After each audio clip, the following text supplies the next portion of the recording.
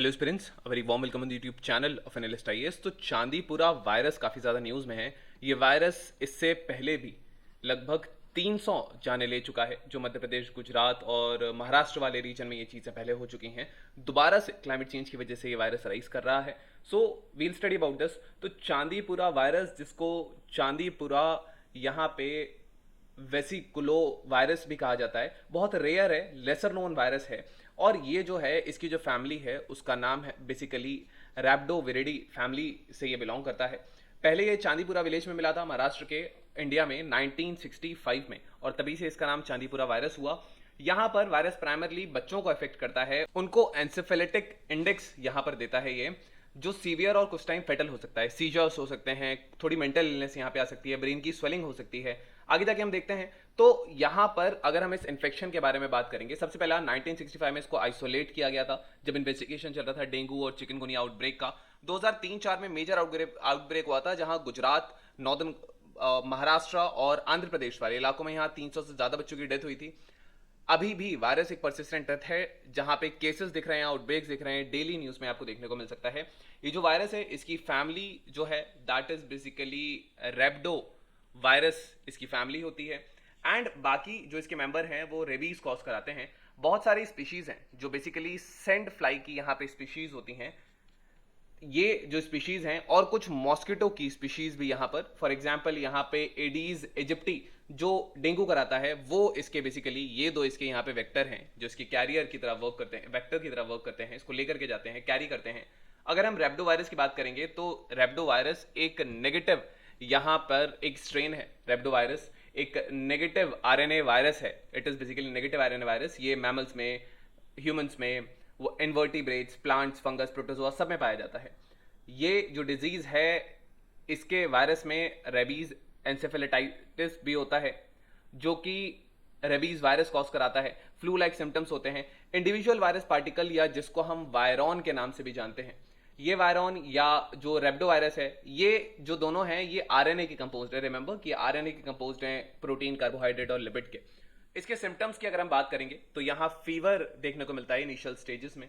इसके अलावा हेडेक का प्रॉब्लम रहता है, हमेशा सर दर्द की एक प्रॉब्लम रहेगी, नौशिया रहेगा, वॉमिटिंग का यहाँ सिम्टम्स इसके हैं। मोरोवर यहाँ कॉन्वू लीजन्स होते हैं, जिसमें बेसिकली शीजर होता है, यहाँ कंफ्यूजन हो सकता है, ब्रेन इन्फ्लेमेशन हो सकता है, जिसको एंसेफेलाइटिस भी कहा जाता है।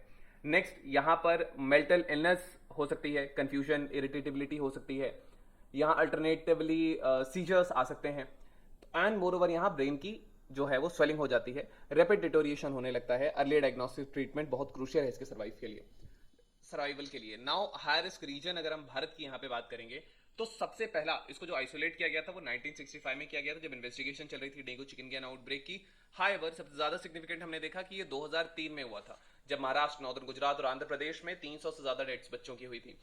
इन्फेक्शन लार्जली एंडेमिक है, खास करके जो भारत का जो सेंट्रल पार्ट है उस ही रीजन में ये ज्यादातर देखने को मिलता है ये वायरस। मोर ओवर ये उस टाइम पे रूरल, ट्राइबल या पेरिफेरल एरियाज में मिला था पॉपुलेशन की। सेंट फ्लाइज क्योंकि इसी सीजन में सबसे ज्यादा मल्टीप्लाई करती हैं।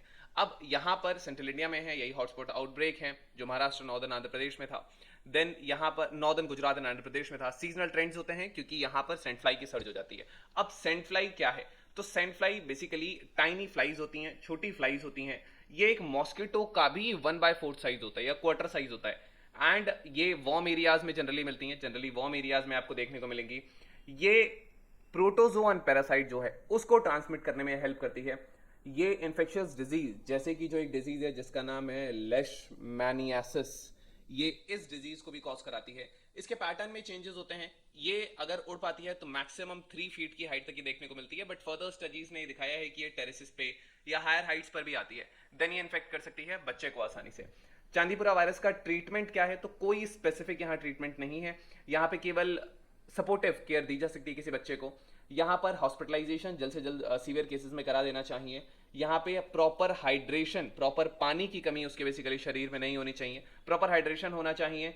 एंटीपायरेटिक्स दिए जा सकते हैं ताकि जो फीवर है, जो बुखार है, वो कंट्रोल में रहे, वो लिमिटेड रहे। नेक्स्ट यहाँ पर जो है वो सीजर को एडमिनिस्टर करने के लिए, मैनेज करने के लिए चीजें की जा सकती हैं। यहाँ पे इंटेंसिव केयर की जरूरत है, रेस्पिरेटरी न्यूरोलॉजिकल कॉम्प्लिकेशंस बिकॉज यहाँ पर ज्यादा होते हैं। नेक्स्ट, रैप्डो वायरस जो एक फैमिली है, ये वायरल स्ट्रक्चर है। हमने देखा कि आरएनए के नेगेटिव प्रोटीन से ये बना हुआ होता है। इसकी जो रेंज है वर्टिब्रेट, इनवर्टिब्रेट, प्लांट, प्रोटोजोआ सब जगह है, फंगस में भी है। डिजीज स्पेक्ट्रम, ये फ्लू लाइक सिम्टम्स कराता है, एंसेफेलाइटिस कराता है, ब्रेन की स्वेलिंग जिसमें रेबीज वगैरह भी होता है। वेक्टर का बिहेवियर एडिप्ट होती है बेसिकली, ये ग्राउंड के पास होती है। हाउएवर रिसेंट सर्विलेंस इनको दिखाता है कि हायर एलिवेशंस पर भी एडेप्ट करती चली जा रही हैं। इनका हैबिटेट जो है वो एक्सपेंड कर रहा है, इसलिए जो चांदीपुरा वायरस है ये एक्सपैंड कर रहा है जियोग्राफिक रीच के बाहर, जो एक पब्लिक हेल्थ कंसर्न है। मॉनसून सीजन का रिस्क सबसे ज्यादा है क्योंकि यहाँ पर जो टारगेटेड सर्विलेंस है उसकी जरूरत है। यहाँ पर ये कंसाइड कर गया है मॉनसून सीजन के साथ, जहां पर वेक्टर की पॉपुलेशन जो होती हैं वो थ्राइव करती हैं। नेक्स्ट, इसके लिए अर्ली डिटेक्शन की जरूरत है, वेक्टर मॉनिटरिंग की जरूरत है, ऑनगोइंग रिसर्च, ट्रीटमेंट्स, इन सारी चीजों की आवश्यकता है। यहाँ पर वनरेबल कम्युनिटीज को प्रोटेक्ट किया जा सकता है, तो उसके लिए we need public awareness, education दी जा सकती है, एजुकेट किया जा सकता है रूरल ट्राइबल कम्युनिटीज को, खास करके इस वायरस के बारे में, सेंट फ्लाइज के प्रोपोगेशन के बारे में। यहाँ पर केयर का एक्सेस, जो हाई रिस्क रीजन है वहां पर टाइमली डायग्नोसिस हो, केसेस का मैनेजमेंट हो, कोलैबोरेटिव एफर्ट यहाँ पे होना चाहिए, लोकल कम्युनिटीज का, रिसर्चर्स का, अथॉरिटीज का, डिफरेंट हॉस्पिटल्स का, एनजीओज का, सरकार का। Now we have our today's prelims written question. The question says that the Chandipura virus is primarily associated with which of the following? Respiratory illness, gastrointestinal problems, encephalitis, skin rash. You can type the answer in the comment section. There are letting of script or not. Then we have today's main practice question. The question says that the Chandipura virus has emerged as a significant public health concern in certain regions of India. Analyze the factors contributing to the spread of the CHPV, its impact on vulnerable population, and the measures that can be taken to prevent and control these outbreaks. So this is all about today's video session. Hope you understood it well. You can write this answer and you can send it to us. So thank you. Have a nice day and stay tuned with Analyst IAS for your better preparation.